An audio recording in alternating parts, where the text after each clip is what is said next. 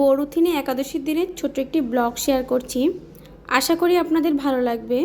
Hello everyone, কেমন আছেন সবাই? আমরা তো ভালোই আছি। গতকাল ছিল বড়থিনী একাদশী, এখন সকাল 10টা মতো বাজে। অনেক সকালে ঘুম থেকে উঠেছি কারণ আজকে একাদশী। সকালটা খুব সুন্দর ছিল। শ্রুতিও উঠে পড়েছে, শ্রুতিকে ফ্রেশ করিয়ে নিয়েছি। শ্রুতির জন্য এই যে রান্না করা খাবার খাইয়ে দিচ্ছি। খিচুড়ি রান্না করেছিলাম শ্রুতির জন্য, সবজি খিচুড়ি। আর এই যে খাওয়াতে খাওয়াতে শ্রুতির পাপা এদিকে আসছিল, তো বলছিল এখানে একটা মৌমাছি এসেছে।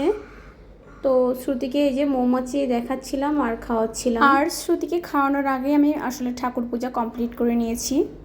সব কাজ কমপ্লিট করে আমি রান্না বান্না করতে চলে আসছি। এখন দুপুর 2টা মতো বাজে। একাদশী রান্না আমি একটু দেরি করেই করি। আমি এই যে কুমড়া আর আলু দিয়ে একটা তরকারি করব, মরিচটা দিয়ে দিয়েছি আর তেলের পরে একটু জিরা ফোড়ন দিয়েছি। একাদশীর প্রত্যেকটা রান্নায় আমি সবসময় সূর্যমুখী তেল দিয়ে করার চেষ্টা করি। আর একাদশীতে সয়াবিন তেল, তারপর সরিষার তেল, মানে এইগুলো খেতে নাই, আমাকে শ্রুতির পাপা আর কি বলছিল। আর সেও আর কি অনেক দিন থেকেই ওই তেলগুলো খায় না। একাদশীতে সবসময় সূর্যমুখী তেল দিয়ে রান্না করে খেত আগেও, আর এখনও আমি করি এটা। আর আমি তো এখানে কোনো হলুদ গুঁড়া ব্যবহার করব না, হলুদ ছাড়াই আমি রান্না করব। আর এখানে আমি সন্দৈব লবণ দিয়ে তরকারিটা রান্না করব। আমার তরকারি এই যে ভেজে নেওয়া কমপ্লিট হয়ে গিয়েছে। অবশ্যই একটু লেগে গিয়েছিল, কিন্তু একাদশীর খাবার যাই করি না কেন ভালোই লাগে। জল দিয়ে দিয়েছি তরকারির ভিতর, তারপর একটু জিরা গুঁড়া দিয়ে দিচ্ছি। সম্ভবত বেশিরভাগ সময় আমি কোনো মশলা ইউজ করি না।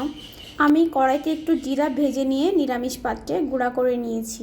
বেশিরভাগ আমি কিছুই ইউজ করি না, শুধু সন্দৈব লবণ দিয়েই আর কি রান্না করি। আর একটু জিরা আর কি তেলের পরে দিয়েই একটু তেজপাতা দিয়ে রান্না করি। আর এই ফার্স্ট টাইম মনে হচ্ছে আমি আর কি জিরা গুঁড়া দিয়েছি। তো ভাবছিলাম একটু জিরা গুঁড়া দিয়ে রান্না করব, তাই আর কি দিলাম। আর খেতেও খারাপ হয়েছিল না, খেতেও ভালো হয়েছিল। ওই যে একাদশীর রান্না কিন্তু খেতে ভালোই লাগে। আর এদিকে আমি এই যে একটু সাদা আলু ভাজি করে নিচ্ছি। আলুটা খুব সুন্দর করে কুচি কুচি করে কেটে নিয়েছি। অবশ্য আমার থেকে আপনারাও আরও বেশি কুচি কুচি করে কাটতে পারেন। মানে আমার যে নিরামিষের বটিটা, এর থেকে ছোট ছোট করে আর মানে বেশি আর কাটা যায় না, এইটাই আমি অনেক কষ্টে কেটেছি।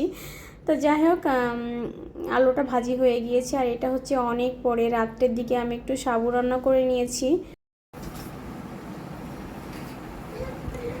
আমার ভিডিও দেখার জন্য সবাইকে অসংখ্য ধন্যবাদ। আর পরবর্তী ভিডিও দেখার আমন্ত্রণ জানিয়ে আমি এখানেই শেষ করে দিচ্ছি। Tata, bye bye.